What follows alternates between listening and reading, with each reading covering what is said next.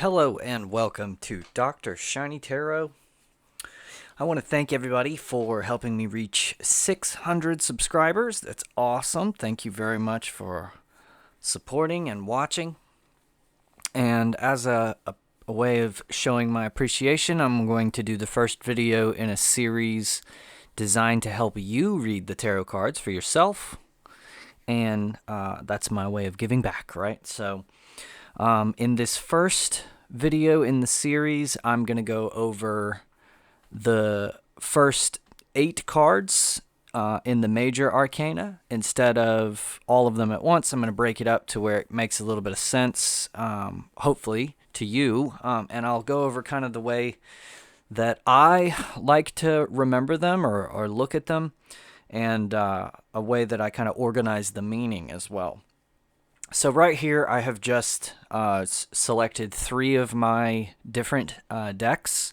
So I have one deck up top here, and then another in the middle, and another down here. So I wanted to show you these cards across multiple decks to kind of give you an idea for what the common themes are, what the similarities are in each of these decks, and kind of what you can remember. Now, with the major arcana, one of the primary ways that you can think of the difference between the major and the minor arcana is minor arcana are kind of like the weather, whereas the major arcana are kind of more like the change of seasons.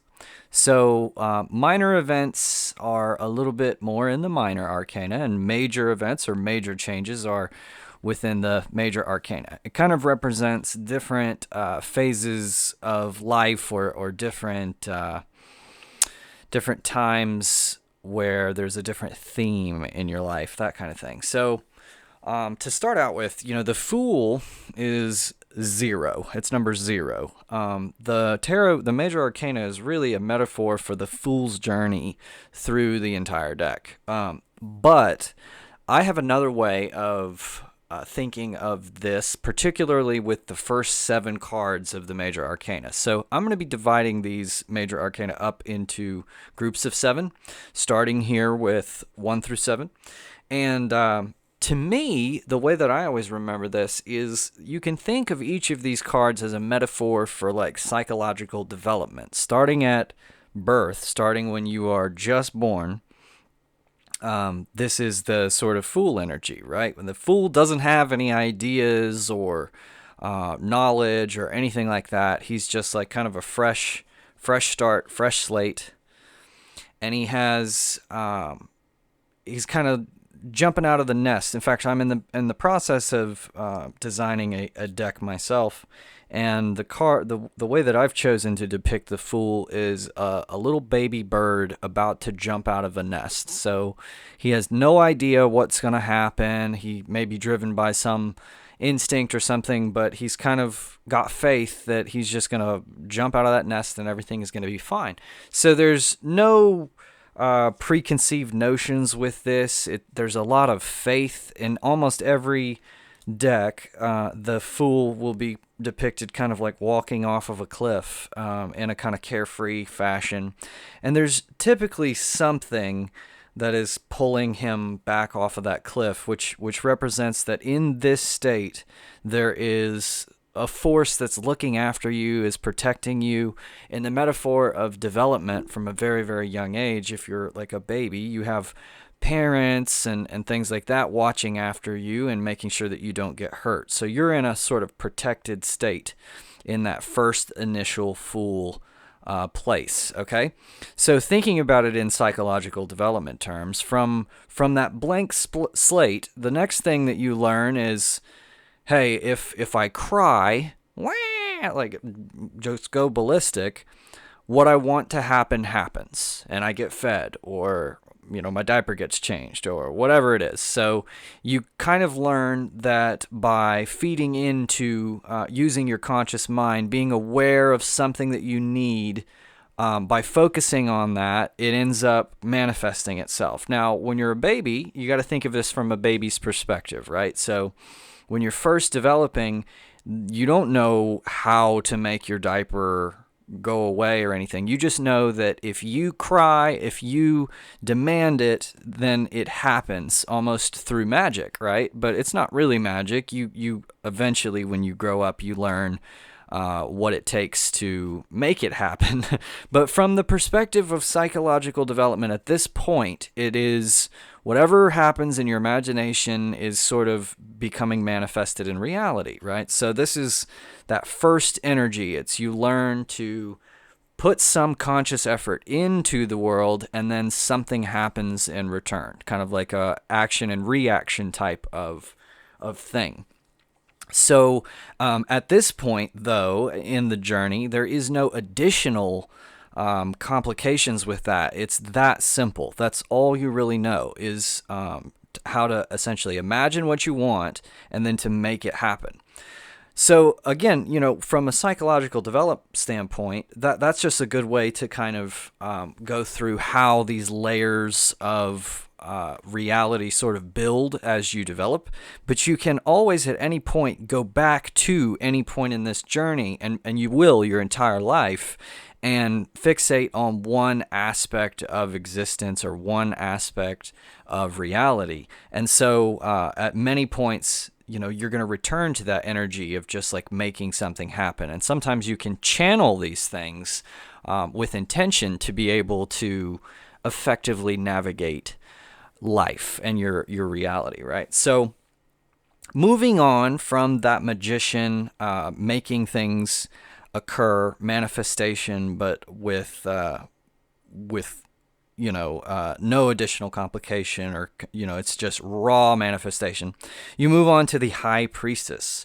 Now, the High Priestess represents the subconscious. Okay, so these two characters, the magician and the High Priestess, are kind of like a pair here. They just like we have the Emperor and the Empress, right? But the magician and the High Priestess kind of represent the guardians of both the conscious mind and the subconscious mind. So whereas the magician excels in figuring out how to use the consciousness as a tool to make something happen, to manifest, the High Priestess understands that reality sort of flows from the subconscious. So she is a mysterious figure because she kind of hides that fact. But what in psychological development, what happens is that you begin to know things implicitly, but it's not the same kind of knowledge as like reading a textbook and figuring things out like that. It's not that. It's not labeled. It's like nameless knowledge. It's intuitive knowledge. It's knowing, who your mother is, who your father is, recognizing those faces. Having a sense of danger, something you put your hand on a hot stove and that burns you.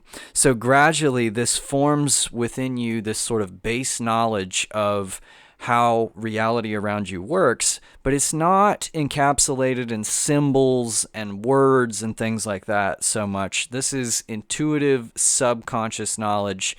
You don't even always know, you can't even always point to it, but there are these ideas that kind of go through you, and they're always there, but what happens is we tend to build knowledge up on top of these things almost immediately. Earlier and earlier, we start, learning how to do math and speak with language and all these things. So this intuitive knowledge gets buried very, very early on, and usually people kind of lose that because they don't continue to operate on this form of knowledge for very long. And when you get to be like an adult, you don't really even have much memory of this type of knowledge. So a lot of people just kind of get closed off to this. And I think that's why it's represented as such a mysterious figure a lot of times, because society has kind of robbed us of this really intuitive type of knowledge. Now, there are tools, and a lot of people will get back into this, and if you're reading the tarot, this is one of the tools that helps you get back into that intuitive knowledge. So a little bit of the symbology here. There's a black and a white pillar here representing sort of duality. So duality comes out of this, where there's aspects of things, the black and the white, the outer and the inner, the as above, so below. That sort of comes out of this, where hot and cold, distinctions and things like that begin to arise, where you start to know which direction you want to go and which direction you don't want to go. And that comes out of this intuitive knowledge, or the subconscious. This also, she is the guardian of the knowledge that everything that occurs around you, everything that you look out into the external world and see, is a reflection of yourself, is a reflection of something going on in the subconscious. And so when you look out there and you see other people, and you say, oh, well, you say they're nice. Okay, well, they are nice is not necessarily an objective truth, but it says something about who you are. It says something about what's going on inside you. Additionally, if somebody is like a preacher, or someone is talking, and you say, well, they're wise, or they know what they're talking about, what you're really saying is that you know what you're talking about, and you have the capability of judging that, right? Because how could you know that they were correct if you didn't think you were correct yourself, right? So she is acutely aware of this. So the High Priestess, very in tune with the intuition, but knows exactly how reality springs forth from the subconscious. Now you get into then the Empress. Now the Empress and her counterpart, the Emperor, these are concepts of authority. So rather than just having this intuitive knowledge, now you're getting into some rules, some authority, some basic instructions for how you are supposed to live your life. These come initially from the mother figure. So I think this is kind of, it strains on sexism a little bit, but the mother is generally the more nurturing person from the very early points of your life, and you spend more time in the society that we're in. Usually the male kind of, for at least a time, takes over the provider role for a little bit, while the mother takes the nurturing role. And part of that is because, breastfeeding and things like that require the mother to be there from the very youngest age. And, these days men are getting better at taking care of the baby and feeding and stuff like that. But the primary influence is usually the mother first, and then the father comes on a little bit further along when the baby is more developed and needs guidance in behavior and that kind of thing. But the first influence is this mother, so that's why she kind of, I think, in my mind here, comes first before that Emperor. And this is very much involved in like loving, nurturing, caring, and things like that. But she also will, she'll reprimand the child, but mostly for the child's own benefit, because she is caring about the child and wants the child to flourish and prosper. So she doesn't, it's not as though she's trying to form that child into being exactly the person that she wants to be, but she's trying to keep the child safe and nurture it and love it. So initially, some of these rules and authority, and that initial concept of authority, seems to be very based on personal self-interest and making things right for the baby. Taking that out of the child development, psychological development realm for a minute, this, it has a nurturing energy, but it's like trying to make something flourish, like growing a plant and trying to take care of it so that it becomes something greater. And imposition of certain aspects of authority for a caring nature. So then you move on to the Emperor. And this Emperor, again, it's kind of more the masculine father energy, and like a patriarch type of energy, where this is more of like, it's got a defensive feel to it. The Emperor is the defender of the empire, and he is also the one who has the ultimate authority and kind of sets aside rules to keep everybody safe and to keep order and things like that. So it's a more authoritative rule, and it is based on projecting a kind of way of life, or a way that things get situated. So, moving from this Empress to the Emperor, it's like first you're just basically getting all these rules as a child in order to keep yourself safe, or enable you to live a healthy life, brush your teeth, that kind of thing. But then you get into this behavior modification here, where now it's not enough for you to simply stay alive and be healthy. Now you're going to have to be formed into a particular type of individual, and this particular type of individual needs to have qualities that make it into a good citizen, who make you able to participate in a society, so that you don't end up in jail to where you have to be taken away from other people.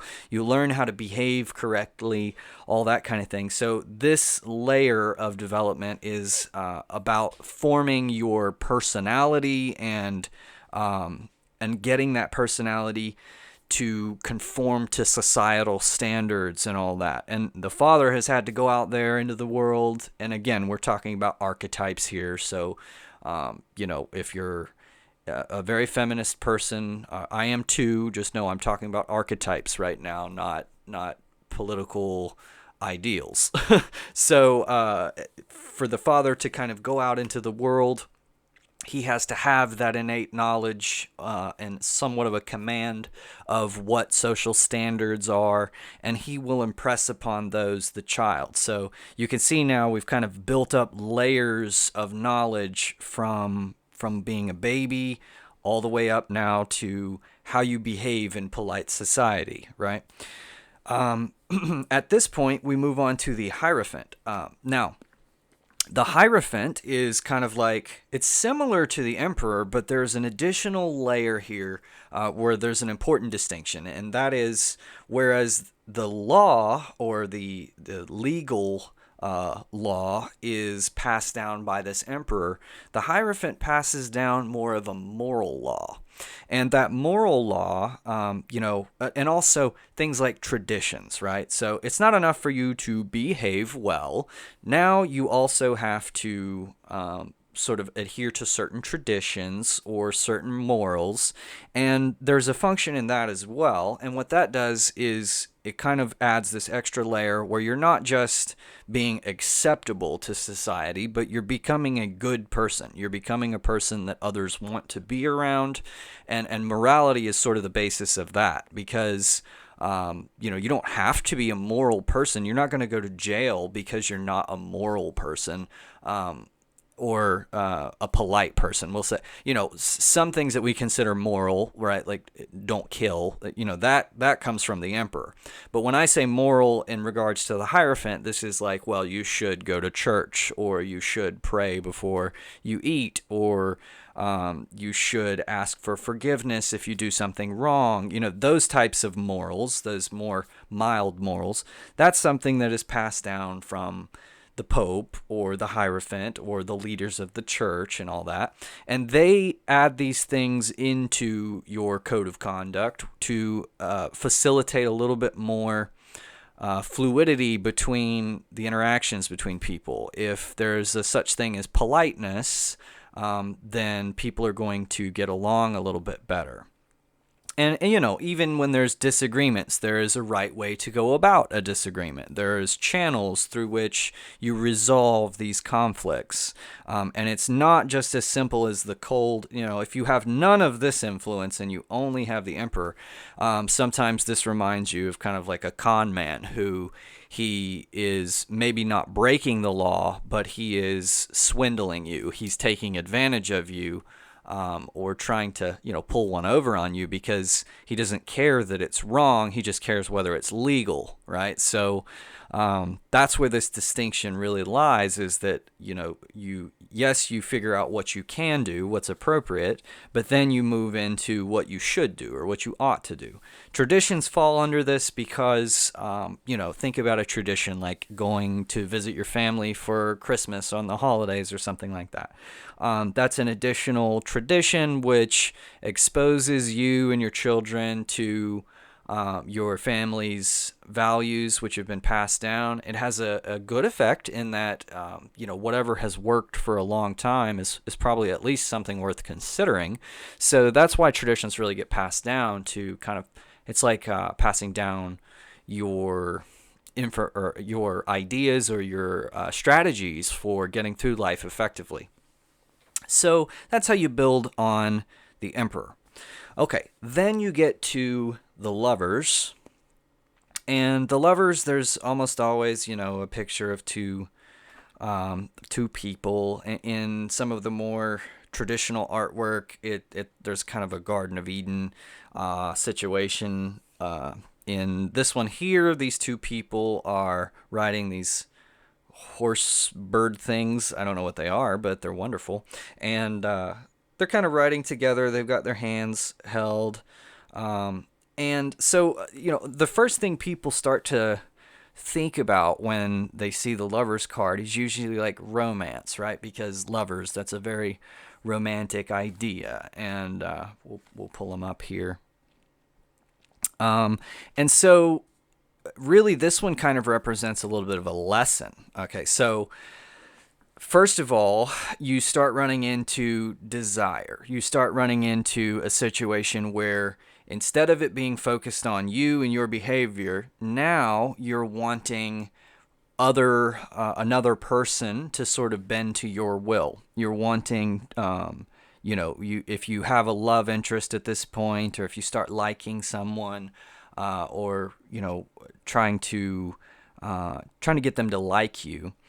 Now there is a factor where you're having to like attract someone, or you're trying to, or you're also, attract is a good way to put it, because it's like there's a difference now between you and another person, and you're trying to kind of close that distance, and you're trying to bring those two people together.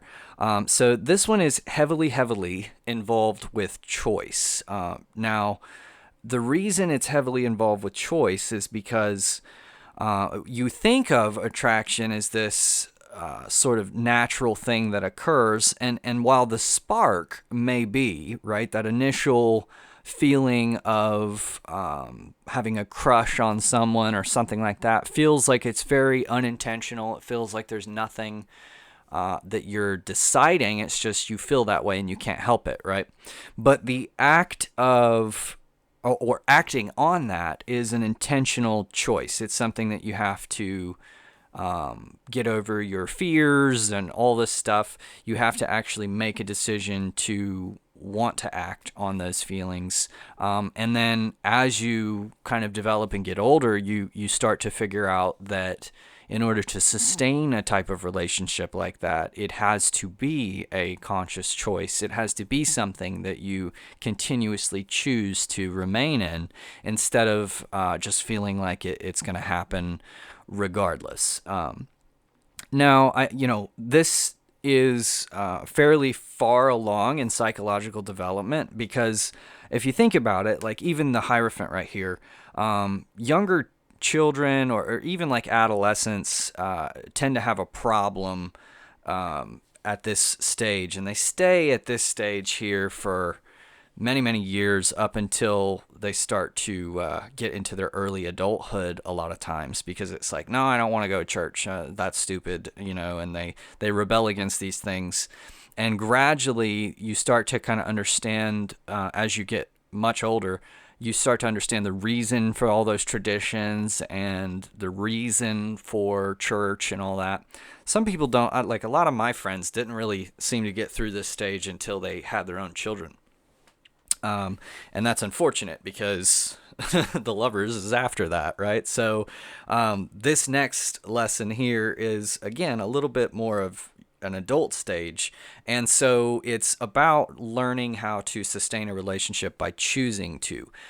So it's like one of life's little lessons, that if you think that it's always going to be easy, if you think that these situations that you did at least at one point want to be in, if you think it's going to stay like that, you're in for a rude awakening. That's the lesson of the Lovers here, is to show you that there has to be choices to be made to sustain loving relationships, right?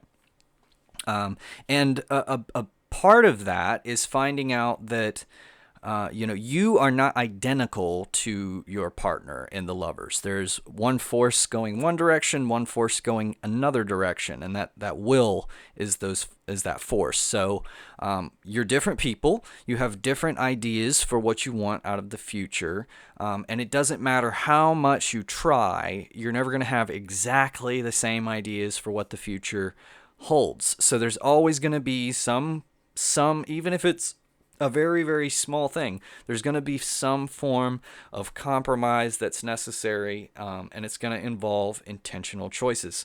But so the way that you can look at this is there's these dualities, there's these opposing or repelling and attracting forces at work. And you're having to try to find out how to balance those energies. And it's a little bit of a struggle. Whereas some of these cards are a more resting, defined energy, there is more motion in this one. This is kind of a transitional state. Now, that brings us to the final card of the first 7, which is the Chariot. Now, in the Chariot, you've taken that dualistic energy, the fire and ice, the opposing forces, and you've kind of channeled them in a constructive way. And so, there's always like a chariot with 2 horses. One's white, one's black, and this one it's blue and red. But here it's white and black as well. And the white and black horses, this represents that you've kind of gotten those opposing forces bridled. You have them now working together. So instead of just like completely going opposite directions, and let me give you a better view since this is kind of fish-eyed, this lens here, but you've taken these opposing forces and you've found a way to successfully get them to work together. So in the context of like a relationship, this is kind of forming, instead of 2 individuals, you are operating more as a unit. You have a more balanced partnership, that kind of thing. But in a more general sense, this is you've learned to take opposing forces in life and get them to sort of work together to create momentum in one way or another.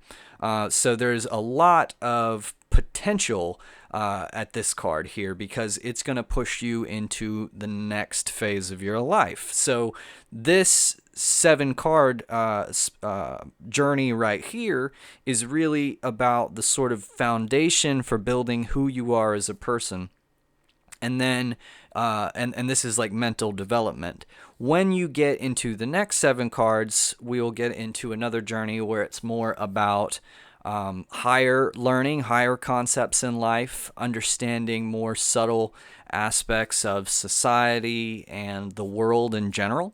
And then the final 7 cards deal with more of a spiritual knowledge. So this is kind of like your base, your foundation for development. Then you move on to how you operate within the world and your relationship to the world. And then you go into spiritual truths, the meaning of existence, and those kind of ideas. So with the Chariot here, there's a completion. You've kind of finished your personal development. You've figured out these parts of life, and you have now this potential and this ability to go off somewhere and do something else. Now, in most of the artwork, the Chariot is facing like away from a city. He's leaving a city. So this represents leaving that home environment, leaving the confines and the security of your own home, and going out and becoming more of a citizen of the world. So that's this kind of gateway that the Chariot represents that you go through. And there's always this feeling of accomplishment here. One of the ways that I always like to remember the Chariot is like, imagine you're a younger, like a teenager or something, and you really, really want this new car. And you spend all your time and all your energy trying to achieve that, to earn that new car, to get the money to earn it. And then once you finally get it, now the question is, what are you going to do with that car? Is it time to get a job? Is it time to go out and find a new place to live? It's like the chariot, your car, the chariot, is now a tool that you can use to move on to other things. This can be a challenge for a lot of people because so many people get so fixated on the end destination that they kind of don't think about anything else, and they don't think about what they're going to do after they achieve it. So a lot of people get to this point and they feel a little confused. I can sometimes, this has like a midlife crisis type of energy to it because you've been working away at some project trying to achieve something, and when you finally get there, you're like, well, now what? What do I do now? And you never put any thought into it. You didn't know, you didn't think about why you were doing all this in the first place. So a couple other symbolic things about that are, even though the chariot, a lot of times the chariot is depicted with a lot of movement, it's in motion. That to me doesn't mean that, a lot of readers think that means that this is really a time of transition, a time of intense motion and everything. I tend to disagree. I tend to think that the chariot is somewhat of a resting point where there is enormous potential for movement. So in other words, there's an opportunity for you to go off and do something, but you have to kind of you have to start that process. You have to spark that process. So the chariot asks you to kind of go ahead and think about what you want to do and to make a choice. Other than that to me fairly covers, how I like to visualize these things. A couple minor notes. The magician here has the wands, the cups, the coins, and the swords, which represent the four suits in the tarot. They represent emotions, thought, action, and willpower, and then the material or finances and that kind of thing. So he's got all of these things under his control. So from, again, the concept of like a baby developing, those things are provided for you and you don't have to worry about those. So that's one note there. With the High Priestess here, a cool little thing is she's typically shown holding the Torah. And on the Wheel of Fortune card, the wheel spells out T-O-R-A or T-A-R-O, depending on which direction you read it. So it could be tarot or Torah. So there is a lot of references here to the Torah, and if you don't know, that's the original sort of books of the Jewish Bible, and a lot of what you can read the Torah is sort of a metaphor for a lot of these lessons as well. So, some people have hypothesized that the original tarot deck was sort of a card game that was made to help you kind of study the Torah. And if that's true, then what that means is that each of these lessons in life represents a sort of aspect of yourself or an aspect of God, and the point of Kabbalistic or Kabbalah is to sort of recognize the unity between yourself and God. So through using this as a tool, you can begin to look at different aspects of your own existence, different lessons that life will give you. And these are sort of universal lessons that are just whatever you experience as by virtue of being a human, and in the context of, ancient hidden law and all that. So that's pretty cool. Also, there's often moon symbols in the High Priestess. The moon is a card later on, which represents sort of the unknown. The High Priestess is very involved with the unknown, because in order for you to listen to that subconscious, a lot of times you have to kind of attenuate your conscious mind, and kind of become more comfortable with the unknown, because subconscious means not conscious in a way, right? So it's not in your conscious mind. This is something that you know intuitively, but it's out of focus. So if nothing else, to bridge a gap between the unconscious and the conscious, you have to be open to what you don't know instead of just being clinging to what you do know, if you know what I mean. Any other notes here? I think that is a pretty exhaustive explanation of like how I organize these cards. If you have any questions about them, please leave them in the comments. I would be more than happy to answer any questions that you have about these. If you are a little confused about what I've said, or you have an idea in your head that some of these cards represent something else, please share that with me, and I'll kind of try to explain how my interpretation relates back to those other meanings.